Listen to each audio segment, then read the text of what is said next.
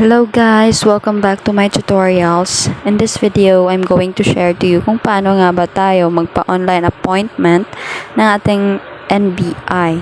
But before that, kung bago ka pa lang sa aking channel, please subscribe and hit the notification bell below para updated ka sa mga new videos ko. Thank you!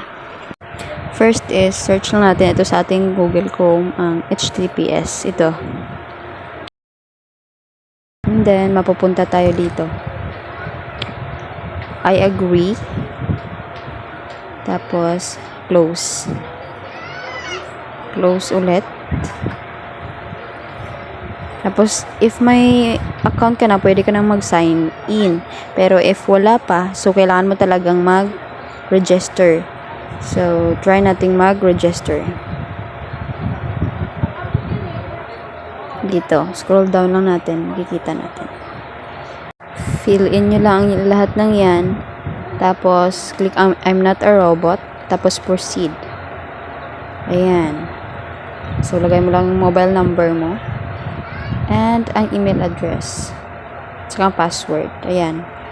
Accept mo lang ang condition. Then, I'm not a robot. Then, click mo ang sign up. Ayan, may darating na OTP sa inyong phone number. Kaya, i-type nyo yun. And, submit. After nyo mag-submit nun, pwede na kayong mag-sign in dito. Lagay nyo yung Gmail nyo at saka password. I mean yung email nyo at saka password. Tapos, click nyo lang ang sign in. Ayan. Ito na guys. Ito na yung account nyo. And then, click nyo ang apply for clearance. Ayan. Tapos, lagay nyo ang type of ID. Make sure, guys, na kung ano yung pipiliin nyo na ID is dadalhin nyo siya kung kukuha na kayo. So, marami dito, guys. Ang sa akin is piliin ko PRC license.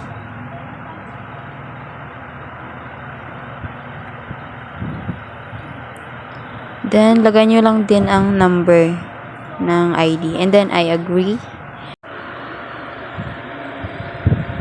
So, ito guys, your registration code or reference number will be provided after you select your payment option. Your reference number shall serve as your gate pass when you enter the NBI clearance processing area. Ayan guys. Basahin nyo yan guys, then close. So, dito na tayo guys. Pipili na tayo ng location kung saan tayo process or saan natin kukunin. So, sa akin is dito ako sa General Santos. So, search lang natin yan. So, click nyo lang guys kung anong schedule gusto nyo guys. Merong AM at saka PM. Then, after, scroll down nyo lang. Then, dito makikita nyo yan. So, meron kayong babayaran na 130. So, ito nakalagay dito ang schedule ng appointment. So, ito ang mga payment option guys. Merong bank over the counter, online bank, cash payments, EasyPay, 7-Eleven, at marami pang iba. Meron ding GCash at Pimaya. Para sa akin is pipiliin ko GCash. Click nyo lang, then ayan, reference number will be generated. Use your GCash app. Pay using reference number or scan QR code. So, proceed. Then, proceed payment. Proceed to payment.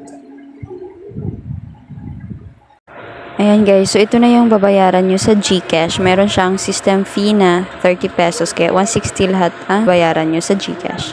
Sa next video ko guys, doon ko ituturo kung paano magbayad sa GCash. Thank you!